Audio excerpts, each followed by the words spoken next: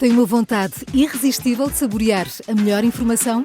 Dos artigos de opinião até ao acesso antecipado aos Podcast Plus e muitas mais vantagens em ser assinante Observador. Desfrute de tudo como se fosse a última dentada. Não fique de água na boca e aproveite a nossa campanha limitada aos primeiros 500 assinantes. Assine agora em observador.pt por apenas 95 cêntimos por semana. É o preço de um pastel de nata.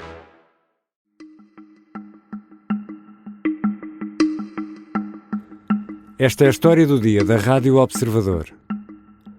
O discurso de Trump em 5 pontos.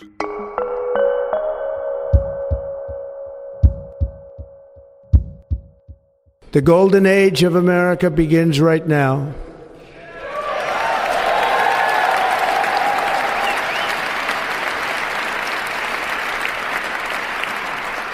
From this day forward, our country will flourish and be respected again all over the world. Donald Trump, no discurso de tomada de posse, logo a abrir, deixou uma promessa de uma nova era dourada para os Estados Unidos. No Capitólio, em Washington, o novo presidente norte-americano falou de guerra, de paz, de economia, de imigração e de Deus. Deus, que, segundo diz, o salvou da morte. Vou conversar com Bruno Cardoso Reis, que está em Washington, é o autor do podcast da Rádio Observador 5 Continentes, é historiador, e vou conversar com o Bruno Cardoso Reis sobre os pontos essenciais deste discurso de Donald Trump. Eu sou o Ricardo Conceição e esta é a história do dia, de terça-feira, 21 de janeiro.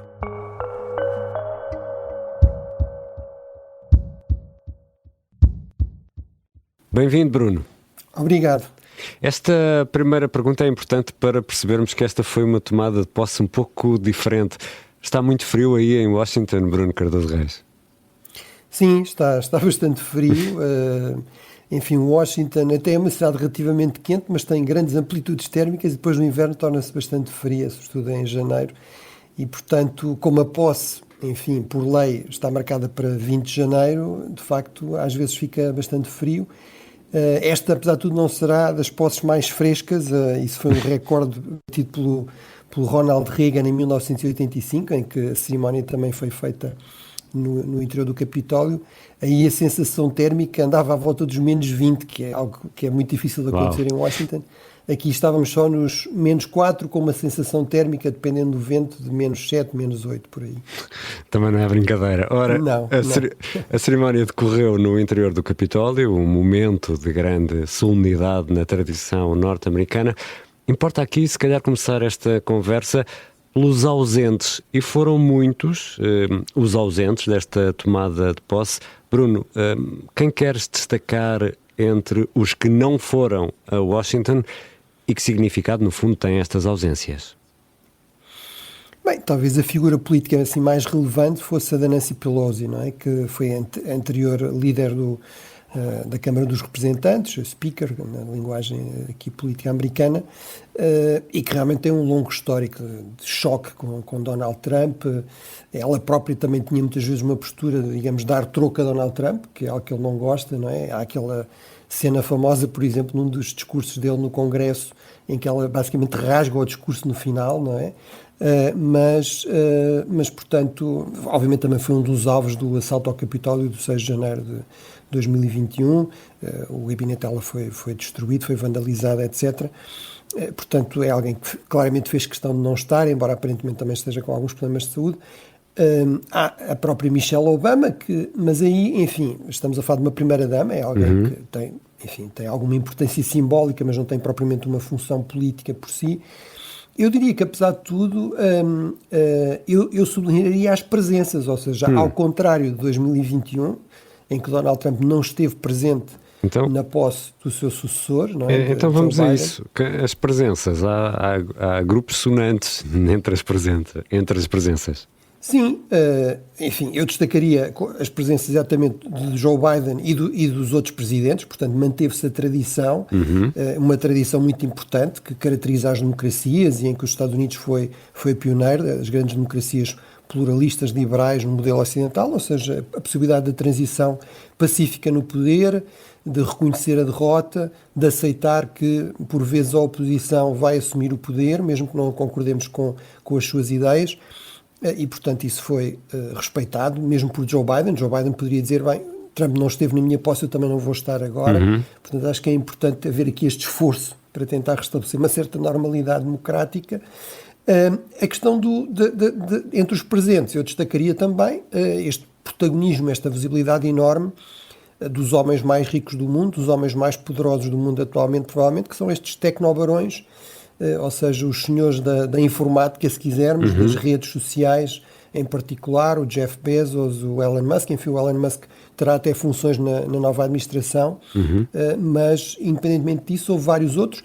Talvez o mais paradoxal de todos seja o responsável do TikTok aqui nos Estados Unidos, ou seja, a grande app chinesa, que em última análise é controlada pelo partido, pelo regime do Partido-Estado, do Partido Comunista Chinês, mas que Donald Trump, depois de ter sido muito crítico disso no passado, por vezes até com razões compreensíveis, preocupações de segurança nacional, etc., de acesso a dados, aparentemente agora percebeu que o TikTok lhe era favorável, tinha ajudado na sua campanha. Exato. E que se calhar até teria disponível a ajudar mais no futuro e, portanto, mudou de ideias e afinal acha que há que dar aqui uma segunda oportunidade ao TikTok. Isso é curioso estares a dizer isso, porque a presença destes empresários, e bom, estavam lá os principais, Amazon, Google, Facebook, Apple, estavam lá todos representados, e Trump prometeu também no discurso devolver a liberdade de expressão. After years and years of illegal and unconstitutional federal efforts to restrict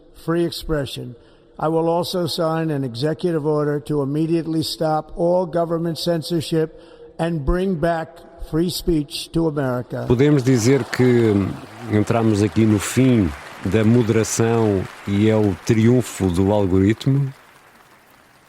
Bem, Donald Trump tem um discurso muito contraditório em relação à liberdade de expressão, porque ao mesmo tempo que defende, no fundo, a liberdade não só de expressão, mas eu diria até desinformação, ou seja, não há que haver aqui verificação de factos, nem nenhum tipo de moderação. Eu não estou a dizer que não haja aí problemas, acho que este modelo de autogestão destas empresas em relação a isso, ou de algum tipo de controle do discurso sem regras muito claras não seja problemático, mas a ideia de que não há qualquer tipo de controle também é problemática. Evidentemente não se pode dizer o que quer que seja falso ou verdadeiro, independentemente das implicações que isso possa ter, sem que isso tenha aí algum controle. Eu tendencialmente sou muito favorável à liberdade de expressão, acho que aliás esta cultura do cancelamento ligada ao wokeismo, etc., é também altamente problemático e ajudou muito Donald Trump, mas depois Donald Trump ao mesmo tempo ameaçou publicamente, não só com processos, pessoas que se atreveram a desafiá-lo politicamente, inclusive republicanos, portanto até conservadores, mas que discordam dele politicamente, ou até cancelar as licenças, por exemplo, de empresas de comunicação social, dos grandes canais de comunicação social, que ele entende também que lhe são críticos.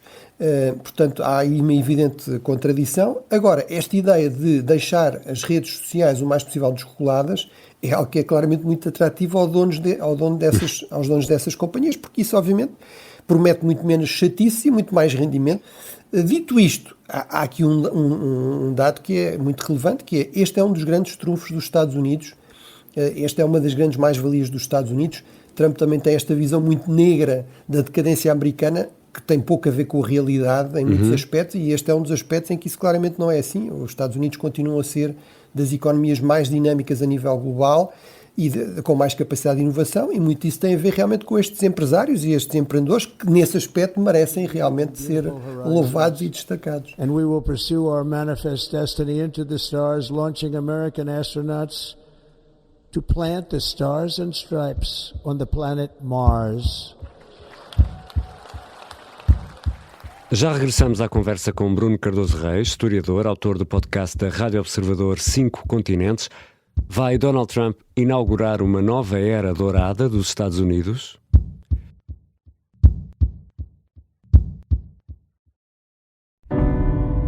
assuma que já não lhe acontece nada. Esta é a conturbada investigação ao assassino em série que há 30 anos aterrorizou o país e desafiou a PJ. Uma história de pistas falsas, escutas surpreendentes e armadilhas perigosas. Último episódio. Sei quem é o Estripador de Lisboa. A Caça ao Estripador de Lisboa é uma série para ouvir em 6 episódios que faz parte dos Podcast Plus do Observador. É narrada por mim, Inês Castelo Branco, e tem banda sonora original de Mário Lajinha. Pode ouvir todos os episódios no site do Observador, nas plataformas de podcast ou no YouTube. Os Podcast Plus do Observador têm o apoio da Kia. Estamos de regresso à conversa com Bruno Cardoso Reis, comentador, professor universitário, historiador, que participa neste episódio da História do Dia a partir de Washington. Bruno, Donald Trump apresentou-se como um fazedor da paz, aqui numa tradução literal. Alguém que, apoiado no mais poderoso exército do mundo, vai conseguir acabar com as guerras. Vai mesmo? Não me parece, ou seja, até é possível que nos 2 grandes conflitos que têm sido mais visíveis nos últimos anos, haja uma tendência forte para algum tipo de cessar-fogo, enfim, é isso que estamos a ver já no Médio Oriente, entre Israel e Gaza e o Hamas. Há uma pressão muito forte também nesse sentido entre a Ucrânia e a Rússia, e há claramente também um grande desgaste desses 2 beligerantes, mas parece-me evidente que mesmo aí uma paz duradoura, justa, é algo que é muito mais difícil de alcançar do que um simples cessar-fogo, e isso parece-me bastante mais distante. E, sobretudo, a nível global, parece-me que esta postura de Donald Trump, aliás, se vai contribuir para alguma coisa, provavelmente vai contribuir para mais conflitos. Nós sabemos que quando uma grande potência se retira, esses vazios estratégicos não ficam vazios muito tempo. São rapidamente ocupados, e muitas vezes a tentativa para ocupar lugares de uma certa hegemonia regional ou global levam à multiplicação de conflitos entre as potências que tentam precisamente afirmar a sua influência. Portanto, a tendência histórica, sempre que temos uma grande potência em retração, é para a multiplicação dos conflitos e não para a multiplicação da paz, se quisermos. E outro dos pontos fundamentais do discurso é o da imigração, e aqui Donald Trump promete guerra sem quartel contra a imigração ilegal, que irá conduzir a deportações em massa, o que promete o Presidente dos Estados Unidos. First, I will declare a national emergency at our southern border. Bruno, tu estás em Washington. Este discurso é compatível com os Estados Unidos pujantes do ponto de vista económico? Ou seja, esta força de trabalho ilegal não é necessária? Bem, eu aqui testo, concordar com Donald Trump, mas é verdade que, com muitos seus apoiantes eventualmente, mas é verdade que, à partida, não deve haver trabalho ilegal, não é? O trabalho deve ser legal, deve ser legalizado, até para garantir condições de remuneração justas às pessoas que estão a trabalhar. E, portanto, esse ponto parece-me válido e é algo que claramente precisa de ser, resolvido. Agora, muito objetivamente e muito pragmaticamente, porque depois há este lado também muito pragmático em Donald Trump, a verdade é que, como está aqui implícito na questão, a verdade é que isto tem sido uma enorme vantagem para os Estados Unidos, uma enorme fonte de dinamismo, a imigração, o trabalho dos imigrantes, legais e ilegais. Basicamente, os Estados Unidos estão numa situação de pleno emprego, estão com 4% de taxa de desemprego, isso para os economistas é pleno emprego. Portanto, se houver aqui uma deportação em massa de milhões de pessoas, provavelmente vai haver dificuldade em preencher lugares, não é sequer em pagar, não há pessoas para fazer certas funções. Sabemos que muitas vezes os imigrantes, e em particular os imigrantes ilegais, fazem trabalhos que mais ninguém quer fazer. Por exemplo, aqui nos Estados Unidos, indústrias como a construção civil ou a agricultura, como aliás também em Portugal e pela Europa, em muitos casos sobrevivem, conseguem ter trabalhadores graças aos imigrantes. Quem é que vai apanhar uvas na Califórnia, quem é que vai trabalhar na construção, se de repente estas pessoas todas são forçadas a sair. Portanto, isso realmente pode criar problemas sérios e, inclusive, complicar um problema que é prioritário para os norte-americanos. Foi certamente um dos fatores decisivos, de acordo com as sondagens, nesta eleição presidencial, que é a questão da inflação. Provavelmente vai contribuir para complicar a questão ao nível da inflação, porque se não há trabalhadores, se é preciso pagarem mais aos trabalhadores, isso vai ter reflexo no custo final do produto e, portanto, nos preços. E de resto, também no discurso, Donald Trump prometeu acabar com a inflação, ou pelo menos declarou guerra à inflação. E no discurso houve também referência a outro dos pontos fulcrais nesta tomada de posse, a questão do Canal do Panamá, mas aquelas ideias mais expansionistas de Groenlândia e Canadá ficaram de fora. O Panamá poderá ter de devolver ou ceder de alguma forma perante esta pressão de Washington, agora com Trump no poder? Bem, a partir em termos de lei internacional não há nenhuma base para essa reclamação. Os Estados Unidos devolveram o canal ao Panamá. O Panamá nunca violou os termos desse acordo, ao contrário do que dá a entender Donald Trump. Os chineses têm zero a ver com o funcionamento do Canal do Panamá. Ele é integralmente gerido pelos panamenhos. And above all, China is operating the Panama Canal, and we didn't give it to China, we gave it to Panama, and we're taking it back. Já agora, Donald Trump insiste sempre neste ponto, fomos nós que construímos o canal. Bem, literalmente quem o construiu, mais uma vez, foram trabalhadores imigrantes, neste caso, sobretudo das Caraíbas. Mas, na verdade, o canal duplicou de tamanho. Portanto, o canal que hoje existe é o dobro do canal original e todo esse trabalho, por exemplo, de expansão foi feito pelo Panamá com dinheiro panamenho. Mas, portanto, aí, em termos de bases legais, não existe. O grande problema de tudo isto é, enfim, há esta ideia, bem, isto é uma forma de forçar o Panamá a fazer cedências, é uma forma de se posicionar em termos negociais até inteligente, porque, no fundo, quando os Estados Unidos disserem, bem, afinal não vamos tomar o canal pela força, isso até já é uma cedência, quando na verdade devia ser o ponto de partida. Pode ser que sim, no curto prazo, que isso possa trazer algumas vantagens. Agora, traz muitos problemas em termos de gestão política disto. Vai alimentar o anti-americanismo no Panamá, vai alimentar no resto da América Latina, onde ele, aliás, historicamente tem grande força. Vai complicar muito também a imagem dos Estados Unidos a nível global e a sua capacidade até de defender certos princípios, certas normas em termos internacionais. Como é que os Estados Unidos, por exemplo, de acordo com Donald Trump, uma das suas grandes prioridades é a defesa de Taiwan e a contenção da China. Como é que os Estados Unidos vão dizer que a China não pode tomar Taiwan, que a China nunca reconheceu como independente, aliás, quando depois diz que vai tomar o canal do Panamá pela força ou vai tomar conta da Groenlândia pela força? Tudo isso, obviamente, vai tornar muito mais complicado conseguir apoios a nível internacional. Se os Estados Unidos ameaçam um país europeu como a Dinamarca, que tem a Groenlândia, como é que depois vão convencer os países europeus a apoiar os Estados Unidos, por exemplo, contra a China na questão de Taiwan? E ainda temos de olhar para outro ponto, que é o do protecionismo económico. Donald Trump promete tarifas a torto e direito, diz que vai conseguir muito dinheiro aumentando as taxas aduaneiras, por exemplo. Mas, Bruno, tu és historiador, explica-nos lá, ou lembra-nos lá, a história está cheia de exemplos de que esta história do protecionismo nem sempre corre bem, não é? Não, sobretudo tem esta questão que é, geralmente leva à retaliação, ou seja, leva a um mundo de economias mais fechadas. Isso facilita a vida em termos das indústrias nacionais, vamos dizer assim, mas tem um custo muito elevado, que é sobretudo ao nível da inflação, ou seja, os preços vão subir. Aliás, é lógico que assim seja, no fundo, para isto funcionar, para haver mais produção nacional, os produtos estrangeiros têm de ficar mais caros, para os nacionais serem competitivos, ou seja, inflação, ou então nem sequer entram, nem sequer, no fundo, esses produtores estrangeiros desistem, porque não conseguem competir, e, portanto, há menos competição, ou seja, os produtos nacionais que têm menos competição têm menos razão para baixar o preço, portanto, vai haver aqui um fenómeno de inflação significativo.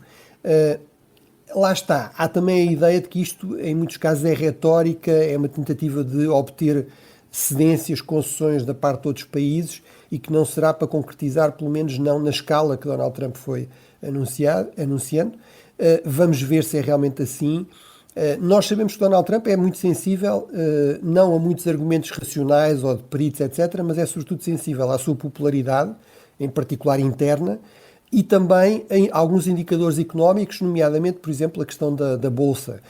E, portanto, se for possível argumentar que isto terá impacto negativo a esses dois níveis, acho que, se calhar, Donald Trump vai-se conter mais do que a sua retórica, enfim, deixaria esperar. E numa das passagens do discurso, Trump disse que foi salvo da morte por Deus, que tem uma missão. I was saved by God to make America great again. Ter sido salvo da morte por Deus. E como ouvimos no arranque deste episódio da História do Dia, abriu o discurso a dizer que está a começar uma nova era dourada para a América. A pergunta aqui, Bruno, é: este segundo mandato de Trump vai ser muito diferente do primeiro? Bem, desde logo, em termos de tom, de retórica, Donald Trump parece-me evidente que não. Ou seja, seria muito estranho que alguém como Donald Trump, com a idade que tem, com a personalidade que tem, viesse mudar agora radicalmente, por exemplo, tornar-se um moderado. Quando fez toda a sua carreira com este tom, com base neste tom, quando conseguiu vencer por uma segunda vez a eleição presidencial usando este tipo de retórica, de facto não me parece que isso fosse muito realista. Exigiria aqui uma espécie de transplante de personalidade, que acho que é algo que nem a medicina mais avançada consegue fazer. Eu diria, pode haver alguns aspectos diferentes, sobretudo nesta dimensão, que é Donald Trump tem uma equipa muito mais alinhada com ele, muito mais fiel, ou seja, Trump realmente conseguiu transformar o Partido Republicano num partido muito mais trumpista, muito mais nacionalista e populista, e, portanto, nesse sentido terá muito mais meios para conseguir concretizar a sua agenda, as suas ideias, do que teve no primeiro mandato. Portanto, eu diria, a expectativa será eventualmente um mandato ainda mais trumpista do que da primeira vez, apenas limitado pelos custos políticos que isso possa vir a ter, se eu perceber que certos aspectos mais radicais das suas políticas acabam por ser impopulares ou ter custos económicos muito elevados. Obrigado, Bruno. Obrigado.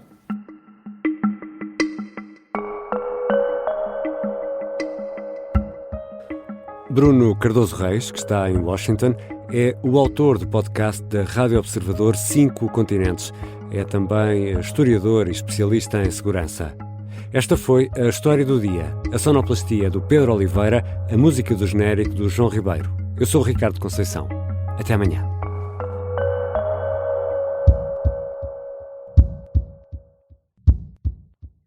Se gostar deste podcast, pode seguir, dar 5 estrelas e comentar o episódio na Apple Podcasts ou no Spotify. Pode também subscrever e gostar no YouTube. Assim recebe uma notificação sempre que houver um novo episódio.